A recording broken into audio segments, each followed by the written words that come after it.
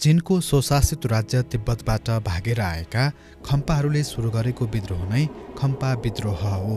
यो युद्ध तिब्बती धर्मगुरु दलाई लामाका अनुयायीलाई अमेरिकामा ट्रेनिङ गराएर भारतको सहयोगमा नेपाललाई सेन्ट्रल बनाएर तिब्बतमा छापामार युद्ध गर्ने अभियान थियो। यसले राजधानी काठमाडौँको शासन व्यवस्था समेत हल्लाएको थियो। आजको श्रृङ्खलामा हामी यही विषयमा चर्चा गर्दैछौँ।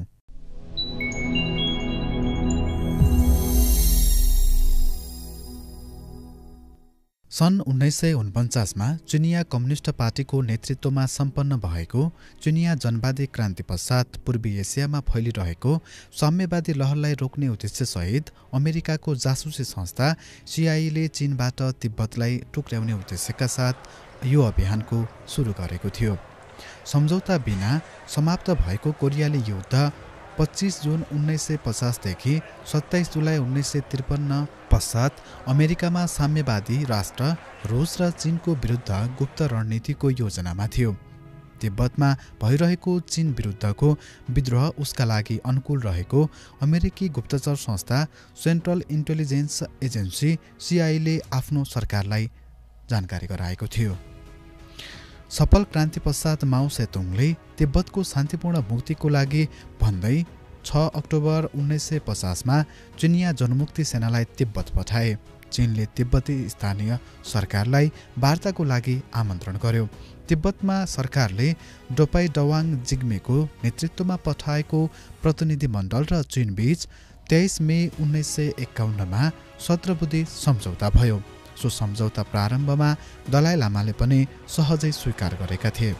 चिनिया निमन्त्रणामा सेप्टेम्बर 1954मा 14औं दलाई लामा चौथो जनवादी गणतन्त्र उत्सवमा भाग लिन बेजिङ पुगे।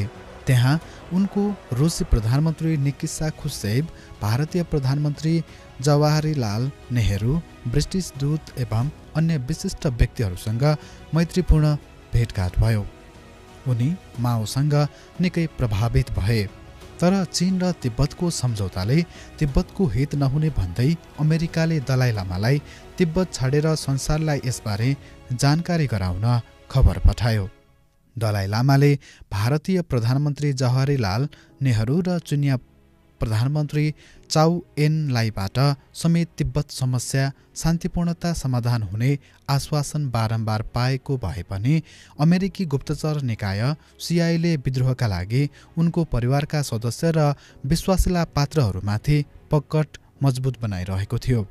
अमेरिकाले युद्ध भट्काउन भित्रभित्रै पूर्व तयारी गरिरहेको थियो।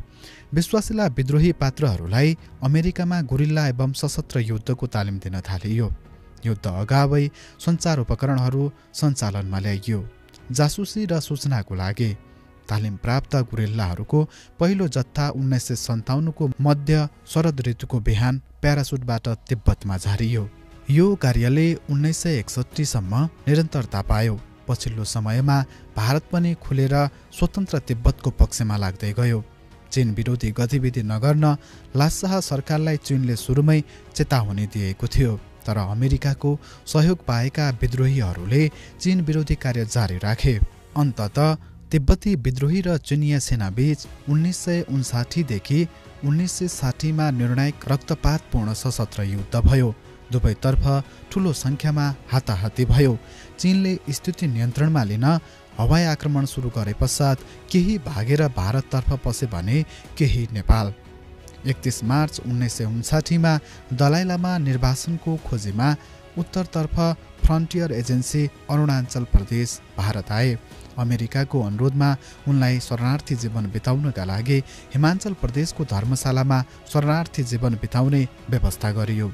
अमेरिकी गुप्तचर संस्था सिआइएको सहयोगमा 18 अप्रिल 1959मा भारतको आसाम तेजपुरमा आश्रय लिन पुगे। त्यहाँबाटै उनले आफ्नो तिब्बती सत्ता चलाउन थाले। अर्कोतर्फ कर्मापाल लगायत अरू धर्मगुरुहरू पनि नेपाल, भारत लगायतका अन्य छिमेकी र युरोपेली तथा अमेरिकी मुलुकमा शरण लिन पुगे। 24 अप्रिल 1959मा दलाई लामा र जवाहरलाल नेहरू बीच मसुरीमा भेटवार्ता भयो। दलाई लामालाई तिब्बत फर्काउने नेहरूको प्रयास सफल हुन सकेन भने भारत र चीनको सम्बन्धमा थप तिक्तता देखा पर्दै गयो। अन्ततः सो तिक्तताले सन् 1962 चीन भारतबीच युद्ध नै भयो।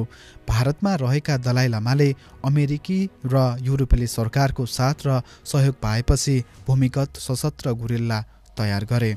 सुरुमा तिब्बती खम्पा विद्रोहीले चिनिया सेनासँग सीमा क्षेत्रमा छापामार युद्ध गर्न थाले। वाङदीको नेतृत्वमा गठन भएको तिब्बती छापामार जङ्गी खम्पा समूहलाई पश्चिमा राष्ट्र, युरोपेली मुलुक र छिमेकीको भारतले मानवीय सहयोगका साथै हतियार पनि उपलब्ध गराएको थियो। विशेषतः पश्चिमा राष्ट्र र भारतबाट युद्धकालमा प्रशिक्षित खम्पा नेपालको हिमाली क्षेत्रमा जहाज मार्फत उतारिन्थ्यो। विक्रम सम्वत 2020 को दशकको बेला चिनिया फौजसँग लड्न तालिम र सेन्ट्रलका लागि खम्पाहरू अवैध रूपमा मनाङ आए। सन् 1974 नेपाली भूमि प्रयोग गरी तिब्बती खम्पाहरूले चिनिया सेना विरुद्ध गुरिल्ला युद्ध सुरु गरे। मनाङ, सोलुखुम्बु, रसुवा, रामेछाप र काभ्रेपलाञ्चोकमा उनीहरूको गाउँका गाउँ घर जम्नै थियो। बाटो आउजाउ गर्ने स्थानीयलाई समेत उनीहरूले खानतलासी गर्थे। तिब्बत छुने जिल्लामा सरकारको उपस्थिति बढाउन दुर्गम विकास समिति जस्ता संस्था स्थापना गरिए पनि त्यहाँ सुरक्षा संयन्त्रको उपस्थिति न्यून थियो। यी विभिन्न ठाउँमा तालिम लिएपछि उनीहरू लड्न मुस्ताङ पुग्थे। त्यसबेला मनाङको नार्फु उपत्यका र भत्राङ गाउँ क्षेत्र खम्पाहरूको नियन्त्रणमा थियो। उनीहरूले भत्राङ, च्याकु, जुनाम, क्याङ लगायतका ठाउँहरूलाई आफ्नै बस्तीका रूपमा विकास गरे। मुस्ताङ जिल्लामा बेस समेत बनाई गुप्त रूपमा सैन्य अभ्यास समेत गर्न थाले। तिब्बती शरणार्थीलाई आश्रय दिएको भारत पनि खम्पा विद्रोहमा प्रत्यक्ष सहभागी भयो। अमेरिकी गुप्तचर संस्था सिआईले तिब्बती गुरिल्लाहरूलाई तालिम दिन कोलोराडो राज्यमा तालिम केन्द्र नै बनाएको थियो। अन्य खम्पा विद्रोहीलाई तालिम दिन भारतीय गुप्तचर संस्था इन्टेलिजेन्स ब्युरो आइबी र पछि अरूसँग मिलेर भारतको देहरादूनमा पनि इस्टाब्लिसमेन्ट 22 प्रशिक्षण शिविर स्थापना गरेको थियो।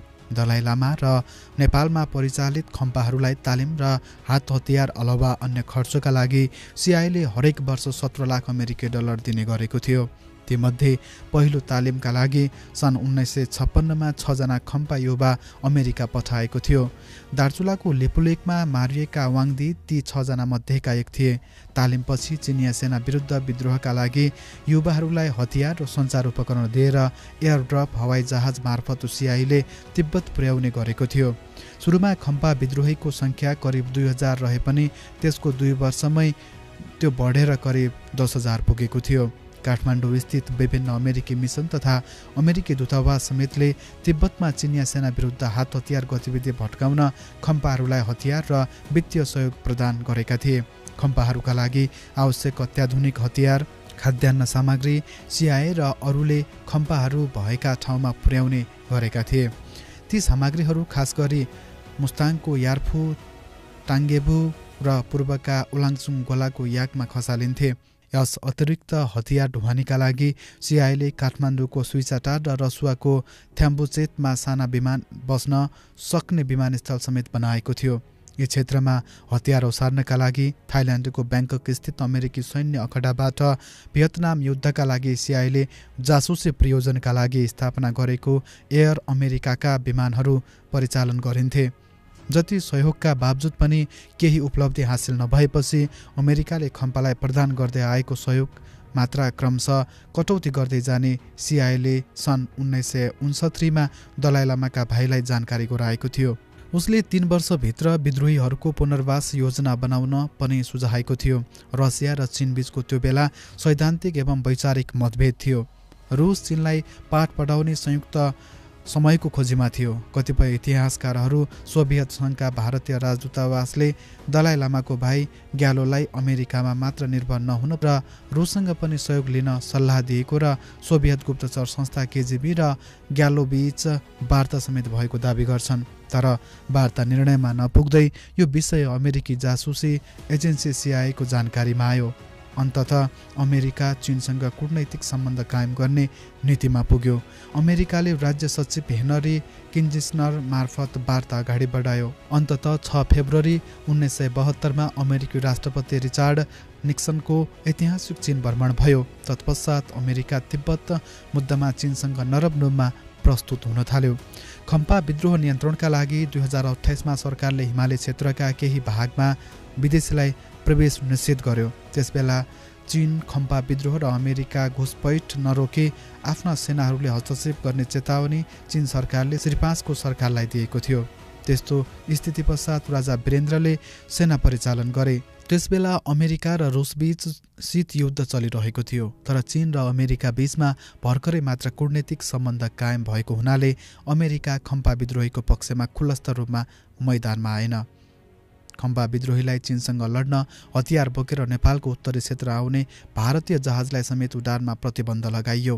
तिब्बती शरणार्थीलाई मानवीय सहायता उपलब्ध गराउन अमेरिकाले काठमाडौँ स्विचटारमा खोलेको विमानस्थल समेत बन्द गराइयो। मानवीय सहायता सामग्री बोकेर हिमाली क्षेत्रमा उड्ने जहाजमाथि कडा निगरानी थालियो। अन्ततः शाही नेपाली सेना मुभ भयो। 15 जुलाई 1974मा खम्पा विद्रोही दमन गर्न 9वटा स्थल सैनिक बटालियन गणसहितको शाही नेपाली सेनाको हेलिकप्टरसहित सशस्त्र जङ्गी खम्पाहरूलाई नियन्त्रणमा लिन मुस्ताङ पुग्यो। मुस्ताङ पुगेका सैनिक अधिकारीले जङ्गी खम्पालाई हात हतियार बिसाएर आत्मसमर्पण गर्न समय सीमा समेत तोके। नेपाली सेनाले खम्पाहरूका नेता गे वाङदीलाई एउटा पत्र पठायो, जसमा भनिएको थियो हात हतियार बुझाएर आत्मसमर्पण गर्नुहोस्, नत्र नेपाली सेनाले कारबाही गर्नेछ। वाङदीले उनीहरू हात हतियार बुझाएर आत्मसमर्पण गर्न तयार रहेको जवाब पठाए। प्रारम्भमा हतियार स्थानान्तरणको मिति सन् 1974 जुलाई 20मा तोकिएकोमा खम्पाहरूको अनुरोधमा जुलाई 26लाई तय गरियो। खम्पाहरूले फेरि थप समय मागे पश्चात अन्ततः जुलाई 31 को मध्यरातमा सम्पूर्ण हतियार बुझाउने सहमति भयो। नेपाली सेनाले 1974 अगस्त 1मा केसाङ क्याम्पमा गहन खोजी गरे पश्चात विभिन्न प्रकारका हात हतियार र गोला बारुद जमिन मुनि गाडिएको अवस्थामा फेला पर्यो। ती सबै जफत गरी जोमसोम स्थित ब्रिगेड मुख्यालयमा लगियो। भोलिपल्ट सेनाले चुसाङ लगायतका क्याम्पमा घेराबन्दी गरी खोजी कार्य जारी राख्यो। कमान्डर गेवाङदे फरार भए।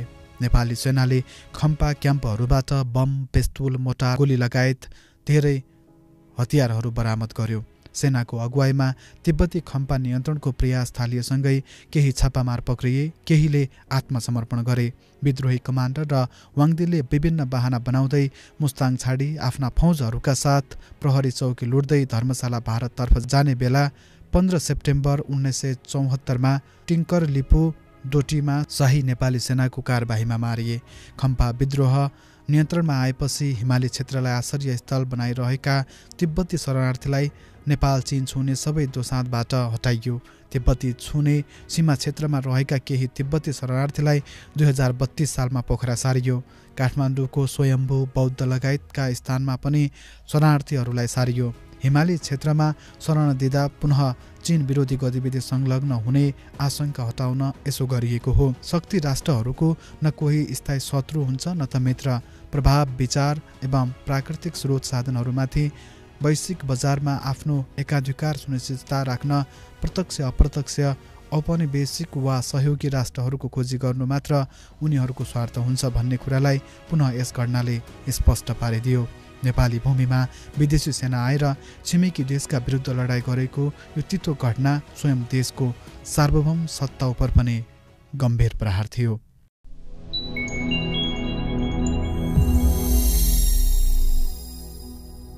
दर्शकहरू, आजको भिडियोमा हामीले तपाईलाई खम्पा विद्रोह सम्बन्धी जानकारी दियौँ। भिडियो कस्तो लाग्यो? लाइक, कमेन्ट र सेयर गर्नुहोला।